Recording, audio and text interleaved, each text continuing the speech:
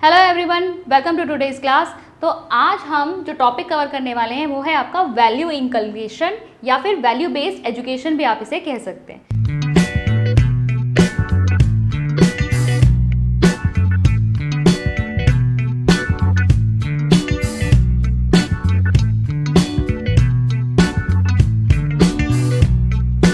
चलिए स्टार्ट करते हैं इस टॉपिक को।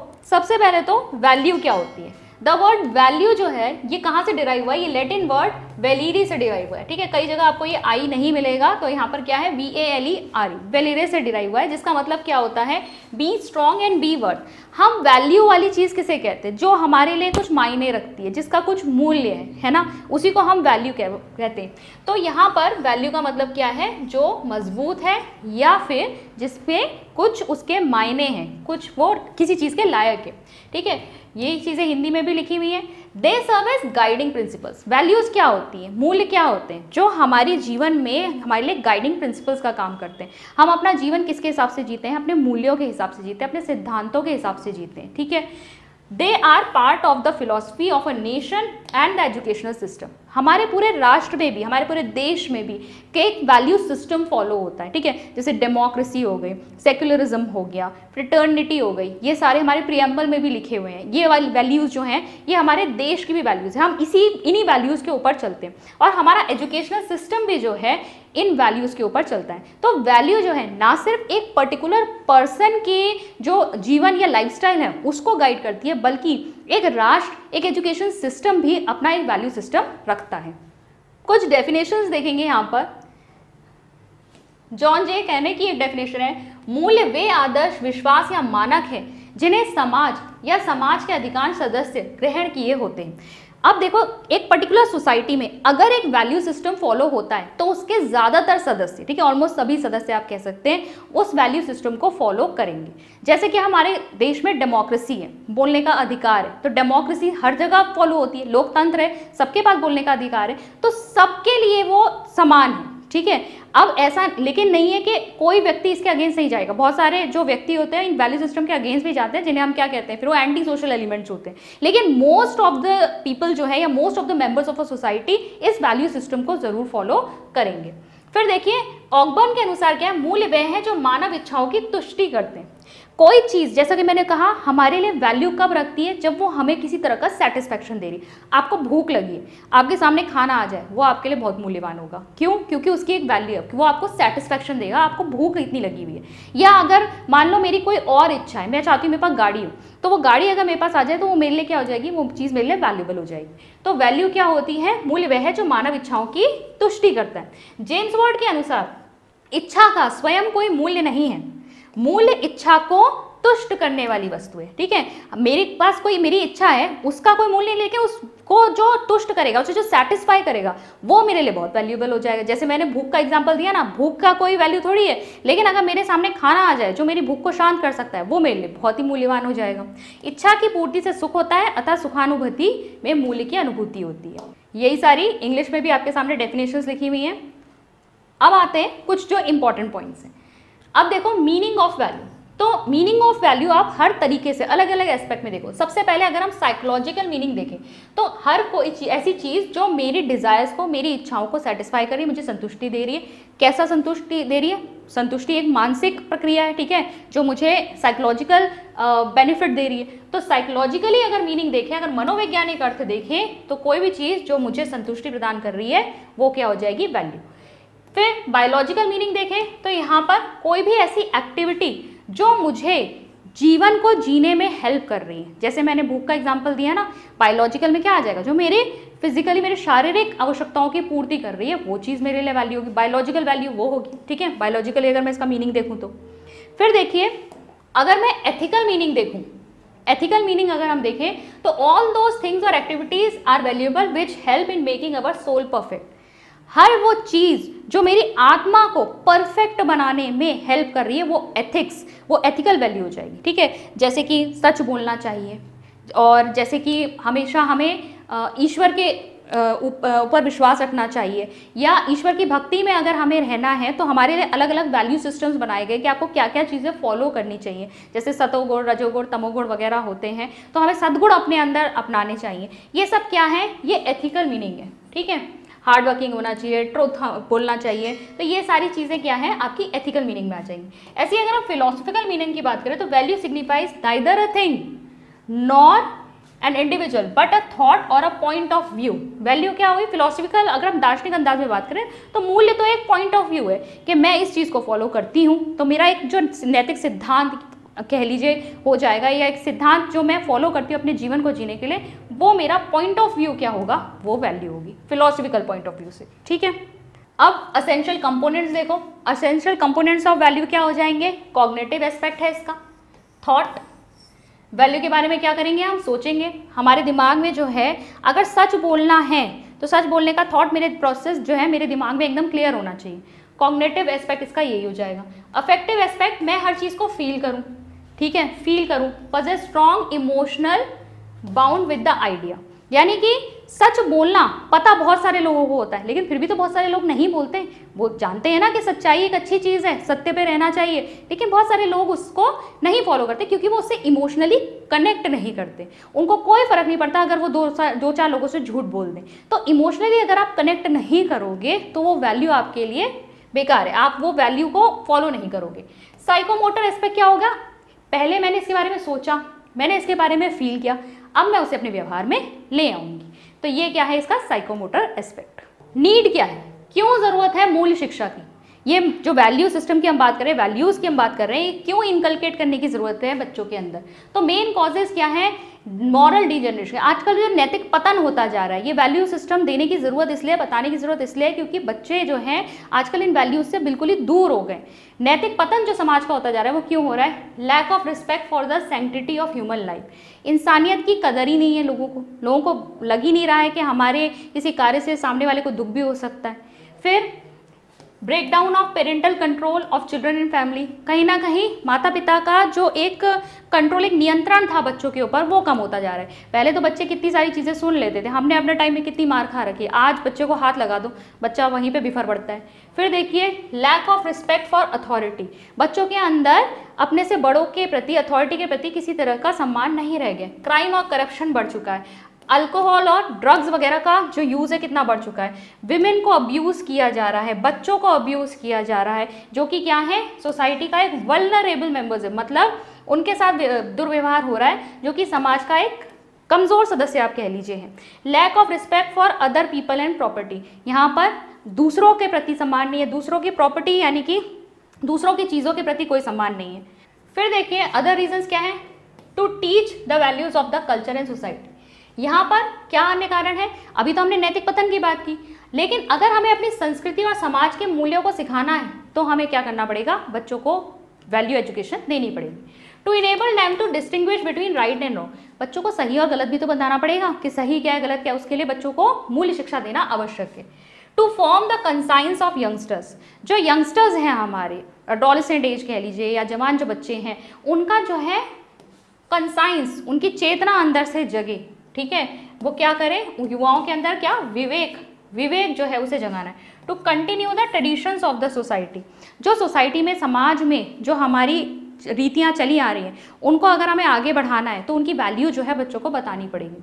To make meaningful the practices and believe, तो आज जो हम प्रैक्टिसेस, जो बिलीव, जो विश्वास हम फॉलो कर रहे हैं उनको क्या बनाना पड़ेगा, अर्थपूर्ण बनाना पड़ेगा। अर्थपूर्ण कैसे बनाओगे, बच्चों को अगर पता ही नहीं है कि क्यों हम चीज़ें फॉलो कर रहे हैं, क्या उसका महत्व है, तो आगे उन सब चीज़ों को करना छोड़ देंगे, तो हमें उसका मीनिंग बताना ज़रूरी है। To connect to every human being in the right way, और इंसानियत को ऊपर रखने के लिए अगले इंसान के हर दुख दर्द को समझना चाहिए, तो एक ह्यूमन को दूसरे ह्यूमन से सही वे में कनेक्ट करना चाहिए। अब यहाँ से इम्पॉर्टेंट है जहाँ से आपका क्वेश्चन बन सकता है, ठीक है, मूल्यों का वर्गीकरण। अब मूल्यों का वर्गीकरण कई तरीके से हुआ है, जैसे इसको तो देखो याद करने की भी जरूरत नहीं है, पहले से आपने फिलॉसफी में पढ़ा हुआ है, आपको पता ही होगा। क्लासिफिकेशन ऑफ वैल्यूज अगर आप करोगे, प्लेटो ने कैसे क्लासीफाई किया, ट्रुथ, ब्यूटी, गुडनेस। ऐसी महात्मा गांधी जी ने भी आपका बहुत सारी चीज़ें बताई हुई हैं, सत्य, अहिंसा बताया है, ब्रह्मचार्य बताया है, ये सारी चीज़ें आपको फॉलो करनी चाहिए। तो ये तो एक अलग अलग आपके फिलोसफर्स या जो एजुकेशनल थिंकर्स हैं उनके अकॉर्डिंग है। स्प्रेंजर का क्लासिफिकेशन, इसके अकॉर्डिंग उन्होंने पर्सनैलिटी टाइप्स बताए हैं, ठीक है।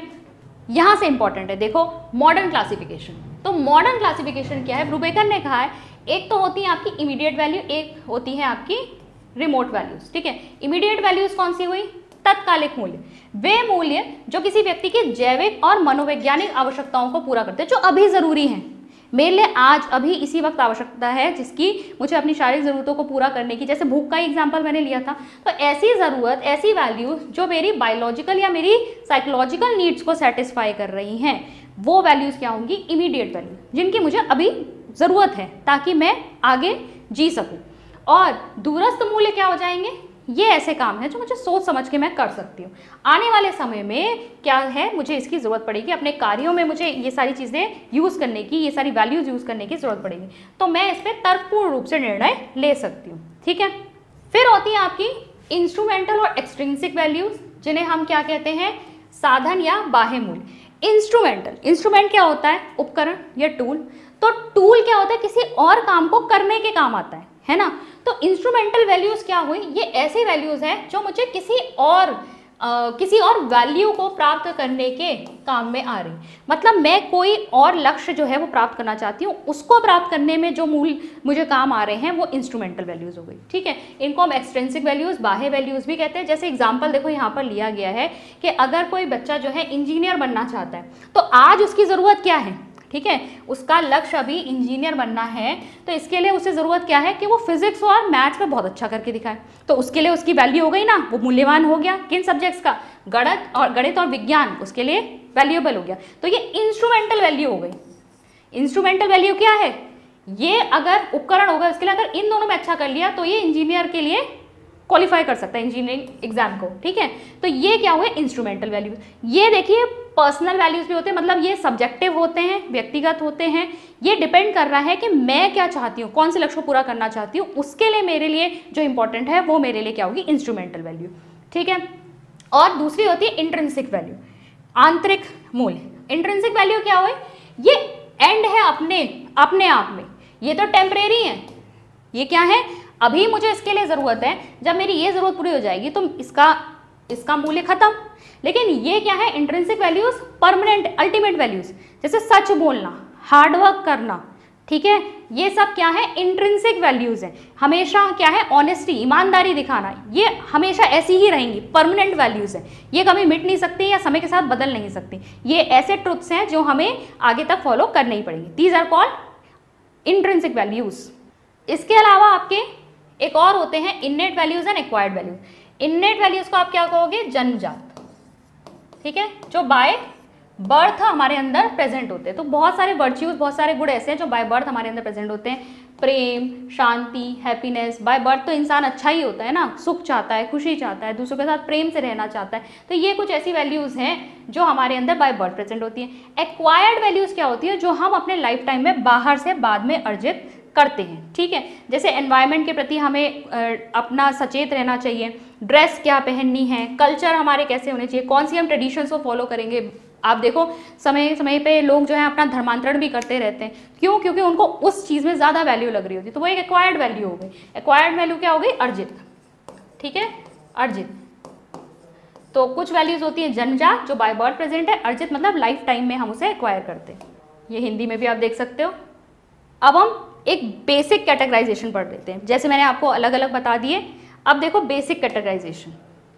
Personal values. पर्सनल वैल्यू मतलब ये किससे जुड़ी हुई होगी, ये मुझसे जुड़ी हुई है, हर एक इंसान के लिए अपने ऊपर डिपेंड करती है। तो personal values are those values which constitute critical part of the values and apprehended attitude, belief and action. मैं क्या सोचती हूँ, जैसे सत्य और अहिंसा, दो ऐसी वैल्यूज हैं, सत्य और अहिंसा, ठीक है। ये दो ऐसी वैल्यूज हैं जिसे आप किससे जोड़ते हो, सीधे इन दोनों का नाम लेके आपको गांधी जी याद आ जाते हैं। तो ये क्या हुई, पर्सनल वैल्यूज।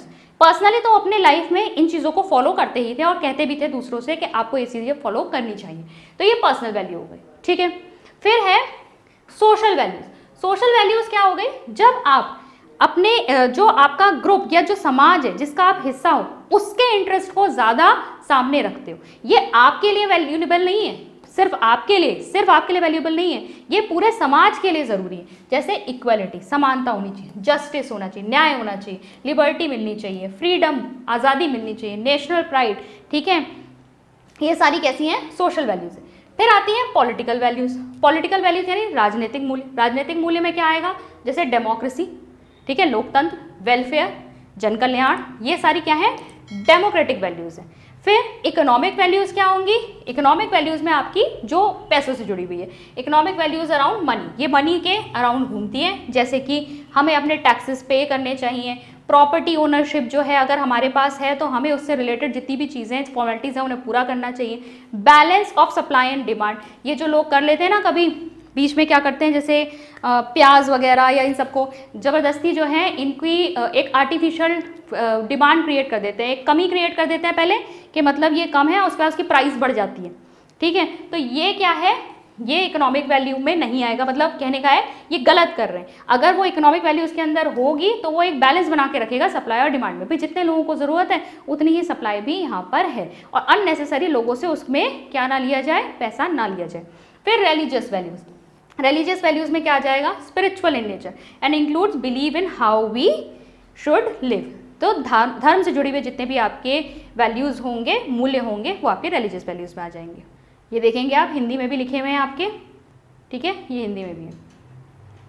अब देखिए ऑब्जेक्टिव्स ऑफ वैल्यू एजुकेशन, उद्देश्य क्या है वैल्यू एजुकेशन, क्यों देनी चाहिए हमें।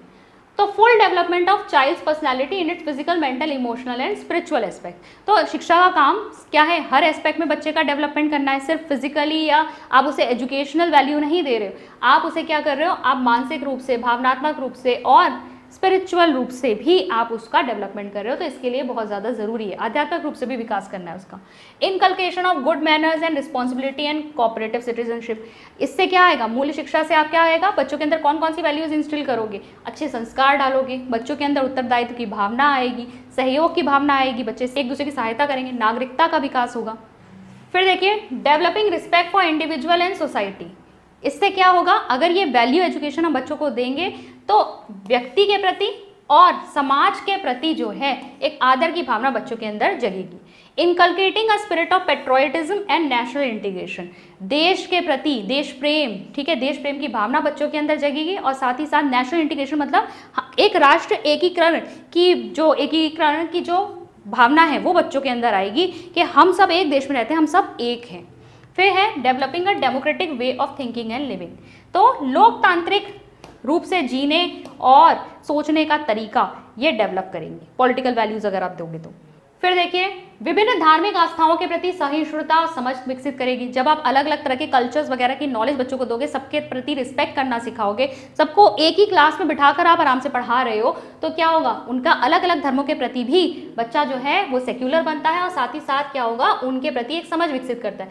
सामाजिक और राष्ट्रीय एवं अंतर्राष्ट्रीय स्तर पर मानवीय भाईचारे की भावना आ जाती है। जो वसुधैव कुटुंबकम की हम बात करते हैं कि समस्त विश्व ही क्या है, हमारा क्या है, संसार है, हमारा घर है, ठीक है। तो ये क्या है, ये सामाजिक राष्ट्र की मतलब समाज के प्रति, राष्ट्र के प्रति और जो विश्व है उसके प्रति जो है मानवीय भाईचारे का विकास करेगी। बच्चों को खुद पर और किसी अलौकिक शक्ति और व्यवस्था पर विश्वास करने में मदद करना जो इस ब्रह्मांड और मानव जीवन को नियंत्रित करती है। तो एक बेसिकली सुपर नेचुरल पावर के अंदर भी बिलीफ लाने के लिए कहीं ना कहीं वैल्यू सिस्टम देना ज़रूरी है, क्योंकि एब्स्ट्रैक्ट कॉन्सेप्ट तो है ही ना मूल्य, हम क्यों कह रहे हैं सच बोलो, ईमानदार रहो, तो कहीं ना कहीं आपको एक सुपर नेचुरल पावर पे भी यहाँ पे विश्वास करना बच्चे को सिखाना होगा कि ईश्वर है जो क्या है, परफेक्ट है, कहीं ना कहीं उस तक पहुंचने के लिए हमें क्या है, इन सारी वैल्यूज़ को सीखना होगा। Enabling children to make moral decision on the basis of sound moral principles, बच्चों को क्या सिखाना कि बच्चे नैतिक आधार पर अच्छे और सही निर्णय ले सकें। अब ये हम सिखा कैसे सकते हैं, ठीक है, शिक्षा के क्षेत्र में हमें करना कैसे चाहिए, मतलब हमें बच्चों को ये जो वैल्यू एजुकेशन है देनी कैसे। तो इसके लिए दो अप्रोचेस हैं। पहली अप्रोच तो क्या है, इंटीग्रेटेड अप्रोच, जिसे हम एकीकृत अप्रोच कहते हैं, ठीक है, एकीकृत। इसका मतलब क्या है, आपने क्या किया, आपने इनडायरेक्टली बच्चे को सिखाया, सीधे सीधे ना सिखा के आपने जब बच्चे को ग्रुप एक्टिविटी कराई तभी आपने सबके साथ बच्चे को कोऑपरेटिवली काम करना सिखा दिया, दूसरे की हेल्प करना सिखा दिया, या फिर को करिकुलर एक्टिविटीज़ में इस तरह की चीज़ें डाली जहाँ पे बच्चे के अंदर वो वैल्यू सिस्टम आ जाए। तो अपने आप इंटीग्रेट किया आपने और चीज़ों के साथ, यहाँ पर एक्टिविटीज़ के साथ, जैसे physical education imparts value of health, strength and agility and grace. अगर आप बच्चे को फिजिकल हेल्थ का ज्ञान दे रहे हो तो उसके अंदर कौन कौन से मूल्य जग रहे हैं कि हमें अपनी सेहत के प्रति सचेत रहना चाहिए, मजबूत रहना चाहिए, ठीक है। ऐसे ही अगर हम क्या देख रहे हैं, स्पोर्ट्स है, स्पोर्ट्स में क्या होता है, टीम बनती है, वहाँ पे बच्चे के अंदर करेज जगता है। करेज भी तो एक वैल्यू हो गई, करेज एक वैल्यू है, ठीक है। इनिशिएटिव लेने का जो एक वैल्यू है, मतलब बच्चा शुरुआत करे, रैपिड डिसीजन ले, क्विक डिसीजन ले, ठीक है, एक्शन करे और जुझारू बने, ये सारे क्या है, स्पोर्ट्स से आते हैं। वर्क एक्सपीरियंस से क्या आता है, मैनुअल स्किल्स सीखता है बच्चा। मटीरियल, आसपास जो चीज़ें उनको वेस्ट ना करे, कैसे उनको यूज़ करना सीखे, ठीक है। क्रिएटिवली अपने आप को कैसे आगे एक्सप्रेस करे, ये सारी वैल्यूज़ किससे आ रही हैं, इन सारी एक्टिविटीज से आ रही हैं। तो ये तो है आपकी इंटीग्रेटेड अप्रोच। इनडायरेक्ट मेथड है, एक है डायरेक्ट मेथड, करिकुलर अप्रोच, ठीक है। डायरेक्ट मेथड कैसे, आपने डायरेक्टली यहाँ पर बुक्स लगा दी हैं। किसकी बुक्स लगा दी हैं, मॉरल एजुकेशन की, नैतिक शिक्षा। वैल्यू एजुकेशन कम बोला जाता है, मॉरल एजुकेशन ज़्यादा बोला जाता है। मॉरल साइंस वगैरह की किताबें लगाई जाती है ना, जहाँ पर आपकी मॉरल स्टोरीज वगैरह होती हैं या एक्टिविटीज़ होती हैं जिसके थ्रू जो है आप मॉरल वैल्यूज़ बच्चे के अंदर डालते हो। तो ये डायरेक्ट मेथड हो गया। ये आपका हिंदी में भी लिखा हुआ है, ये देख सकते हैं आप। अब देखो शिक्षक का क्या रोल है वैल्यू एजुकेशन में। पहला है, शिक्षक क्या है, एजेंट है, जो बच्चों के अंदर क्या प्रोवोक कर रहा है, बच्चों के अंदर वैल्यूज़, उन्हें स्टिमुलेट कर रहा है, कहीं ना कहीं उनके अंदर मूल्य लाने की कोशिश कर रहा है, उनको जगा रहा है, उनको इन्फॉर्म कर रहा है और इसके प्रति संवेदनशील बना रहा है कि आपको ये वैल्यू सिस्टम समझना है, अपने जीवन में उतारना है और संवेदनशील बनना है इन चीज़ों को लेकर। फिर क्या है, through involving the learners actively in discussion and dialogue and practical activities, the teacher should make them think and reflect on human actions and events। तो यहाँ पर क्या कर रहे हैं, शिक्षक को क्या करना चाहिए, एक्टिविटीज़ करानी चाहिए। ग्रुप में जब बच्चों से एक्टिविटीज़ कराई जाएंगी तो बच्चे जो हैं एक दूसरे को समझने की कोशिश करते हैं, ह्यूमन एक्शन को समझने की कोशिश कर रहे हैं, कौन किसको अच्छी तरीके से समझा रहा है, कौन किसी की हेल्प कर रहा है, कौन क्या कर रहा है, बीच में किसी के लिए अवरोध क्रिएट कर रहा है, कौन एक अच्छा लीडर है, ठीक है। तो ये सारी वैल्यूज़ किससे दिख रही हैं, बच्चे जब एक दूसरे के एक्शंस को देख रहे हैं। फिर क्या है, expose students to work of art, beauty and nature. अब देखिए ये भी आपकी क्या है, वैल्यूज़ है। अच्छा, ये वाली वैल्यूज़ क्या हैं आपकी, ये वैल्यूज़ आपकी जैसे ट्रुथ, ब्यूटी एंड गुडनेस की बात हम करते हैं ना, तो एस्थेटिक वैल्यूज़ होती हैं। कौन सी वैल्यूज़ होती हैं, एस्थेटिक वैल्यूज़। एस्थेटिक वैल्यूज़ में आप सौंदर्य की बात करते हैं, ठीक है, सौंदर्य की, सौंदर्य, खूबसूरती देखना हर चीज़ में, ठीक है। और सौंदर्य के बारे में हम पहले भी बात कर चुके हैं ट्रुथ, ब्यूटी एंड गुडनेस में, जब हमने बात करी थी आइडियलिज्म में, ठीक है। इसका मतलब ये नहीं कि कोई चीज़ अपने आप में दिखने में बहुत खूबसूरत हो, लेकिन एक सौंदर्य जो है आपको हर चीज़ में दिखना चाहिए। नेचर में ब्यूटी दिखती है, कई लोगों को, जैसे मैंने कहा एक शिल्पकार है उसे पत्थर में भी ब्यूटी दिख रही है। तो ये जो है expose student to work of art, beauty and nature, इन सारी चीज़ों को देख पाने की क्षमता बच्चों के अंदर जगाने के लिए आपको क्या करना पड़ेगा, आपको बच्चों को यहाँ पर चीज़ों को दिखाने के लिए यहाँ पर बच्चों को एक्टिविटीज़ में इन्वॉल्व करना पड़ेगा ताकि बच्चों को ये सारी चीज़ें समझ में आएँ। फिर क्या है, create an atmosphere of love, trust, cooperation and security. कैसा एक आपको वातावरण क्रिएट करना है स्कूल के अंदर जहाँ पे बच्चे को लगे कि बच्चा सेफ है, बच्चा आप पे भरोसा कर सकता है, बच्चे को प्रेम मिले, ठीक है, बच्चे को सपोर्ट मिले, तभी तो वो आपकी बात मानेगा, तभी तो आपकी बातें वो सीख पाएगा। फिर है carry out their professional obligation in accordance with the highest standard. इसके अलावा शिक्षक अपने आप से भी जो कार्य कर रहा है वो भी एकदम उच्च मानकों को अपने जीवन में उतार कर करे, जिससे कि बच्चे उससे प्रभावित होकर वो वैल्यूज़ भी सीखें। ये आप हिंदी में देख सकते हैं, ठीक है।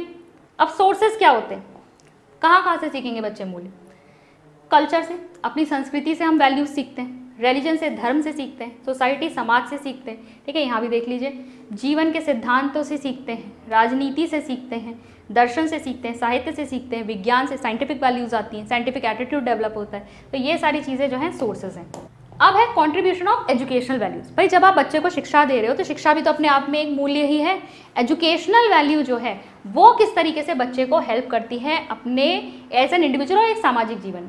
सबसे पहले तो capacity to earn livelihood and acquire materialistic property. सबसे पहले तो बच्चा क्या करता है, बच्चा अपना जीवन यापन करने के लिए लायक बन पाता है, ठीक है, क्योंकि वो अपनी अर्निंग कर पाता है। वो materialistic property materialistic property obviously घर वगैरह बनाना है, या अगर आपको अपना कोई प्रोफेशनल सेटअप डालना है तो वो एक मटेरियलिस्टिक प्रॉपर्टी हो गई। तो वो सब अर्जित करने की जो आपके अंदर क्षमता है वो कौन डालती है? एजुकेशन डालती है। फिर है development of vocational and social efficiency. तो व्यावसायिक तौर पर और सामाजिक तौर पर आपको एफिशिएंट कौन बनाता है? एजुकेशन। डेवलपमेंट ऑफ कैरेक्टर, आपके चरित्र का विकास भी शिक्षा से होता है। डेवलपमेंट ऑफ बैलेंस पर्सनैलिटी, आपके संपूर्ण व्यक्तित्व का, एक संतुलित व्यक्तित्व का विकास करने में हेल्प करती है education. Reorganisation, reconstruction of experience, शिक्षा के क्षेत्र में आप इतनी सारी चीज़ें सीखते हैं कि लगातार आप पुनर्गठन करते हैं और पुनर्निर्माण करते हैं अपने अनुभवों का। क्रिएशन ऑफ गुड सिटीजन, अच्छे नागरिक आप बनते हैं। Adjustment with the environment and it's modification, आपके आसपास जो वातावरण है उसके साथ आप समायोजित होना सीखते हैं और उसको मॉडिफाई करना, अगर आपके अनुरूप नहीं है तो आप उसको चेंज भी कर सकते हैं। वो क्षमता भी आपके अंदर शिक्षा डालती है। शिक्षा ही तो आपको बहुत सारी चीज़ें सिखा रही है। यूटिलाइजेशन ऑफ लेजर टाइम, अपने खाली समय का आप कैसे प्रयोग करेंगे वो भी आपको शिक्षा सिखाती है। ये देख लीजिए, ये आपके हिंदी में भी लिखे हैं, ठीक है। तो ये बेसिकली आपका वैल्यू एजुकेशन या वैल्यू इनकल्केशन से रिलेटेड जो है आपका टॉपिक है। ऐसा ही कुछ आपके सिलेबस में दिया हुआ था कि वैल्यू सिस्टम होता क्या है, इसका कैटेगराइजेशन आपके लिए इंपॉर्टेंट है, वो याद रखिएगा। टाइप्स ऑफ वैल्यूज से आपका एमसीक्यू बन सकता है। उसके अलावा जो role of school, role of teacher है, ये तो आप अपने लॉजिक से भी कर सकते हैं। ऐसी कोई चीज़ नहीं है जिसको आपको याद करना पड़े। मेन आपके लिए इंपॉर्टेंट यही था, एक तो आपके लिए टाइप्स ऑफ वैल्यूज़, और दूसरा आपके लिए इंपॉर्टेंट हो जाता है अप्रोचेस क्या है, स्कूल कैसे इसको दे सकता है, डायरेक्ट मेथड क्या है, इनडायरेक्ट मेथड क्या है, ठीक है, इसके द्वारा आप बता सकते हैं। फिर आपका वैल्यू शब्द किससे आया है, ये भी एक बार क्वेश्चन पूछा गया है, किसकी ओरिजिन कहाँ से हुई है। तो ये सारी चीज़ें जो हैं आप ध्यान में रखेंगे। आई होप आज का लेक्चर जो है आपको समझ में आया होगा। मैं मिलती हूँ आपसे नेक्स्ट वीडियो में। Thank you.